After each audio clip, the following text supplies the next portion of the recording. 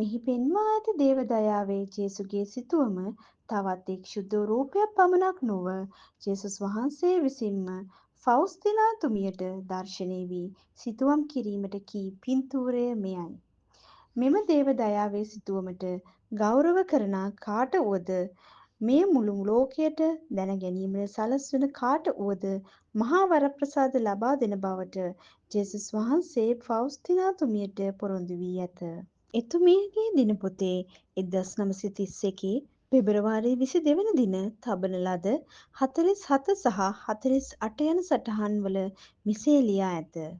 සන්ධ්‍යාවේ මම මගේ කාමරයේ සිටිනා විට මා ජේසුස් වහන්සේ සුදු සළුවකින් සැරසී සිටිනු දුටුවෙමි. එක අතක් ආශිර්වාද කරන්නාක් මෙන්ද අනෙක් අත සිය සළුවේ පපු ප්‍රදේශ ස්පර්ශ කරමින්ද සිටිනි. උන්වහන්සේගේ සළුවට මදක් පහළින් පපුවට මදක් පැත්තට වන්නට විශාල කිරණ කදම්බ දෙකක් නිකුත් විය.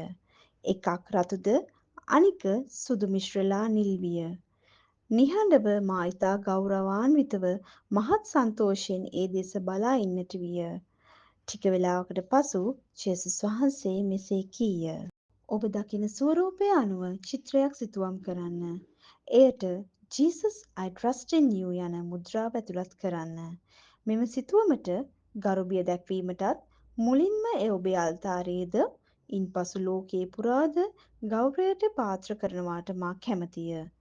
මෙම සිතුවමට ගරු කරන කුමන ආත්මයක් වුවද විනාශ නොවන බවට මම පොරොන්දු වෙමි. දැනටමත් මේ ලෝකයේ සිටිනා සතුරාගෙනුත් මරණීය පැයේදීන මම ඔබට ජයග්‍රහණ ලබා දෙන බවට පොරොන්දු වෙමි. මාගේ මහත් මහිමය නිසාම මා විසින්ම ඒ පරාජය කරමි. තවත් අවස්ථාවක දර්ශනය වූ ජේසුතුමන් මේ සිතුවම ගැන එතුමියට පවසා ඇත්තේ මෙලෙසිනි. මාගේ දයාවේ දිය උල්පතට පරිස්සමින් පැමිණීමට හැකිවනු පිණිස මම මිනිසුන්ට ඔරුවක් එවන්නෙමි. එම ඔරුව නම් Jesus I trust in you මුද්‍රාව ඇති සිතුවමයි. මෙම කිරණ කදම්බ දෙකේ තේරුම උන්වහන්සේගේ නසන ලෙස මාගේ පව් කමා කරන්නා මිකායල් පියතුමා මට කියා සිටියේය. පසුව ඇය දිනපොතේ මෙසේ ලියා ඇත. මා යාඥා කරන අතරතුර මා තුලින්ම මට මෙසේ ඇසුණි. එම කිරණ මගින් නිකුත් වන්නේ රුධිරය හා ජලයයි.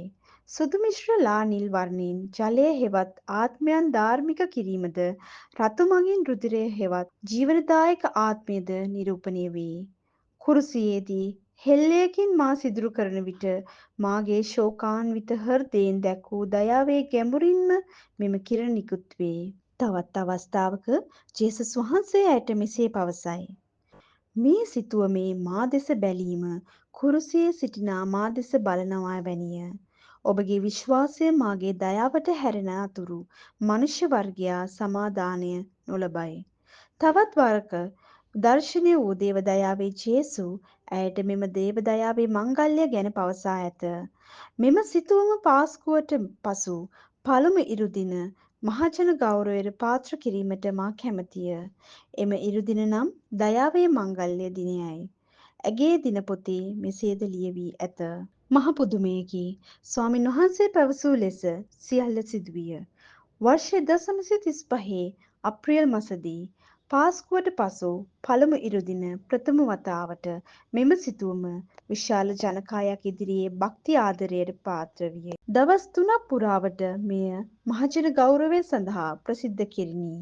මේ කාලය තුල අප ගැලවුම්කරුවාණන්ගේ දුක් ප්‍රාප්තියේ සිට වසර 1900ක් ගෙවීම සිහි කරන ලෝක ගැලවීම දිනය යෙදී තිබිණි.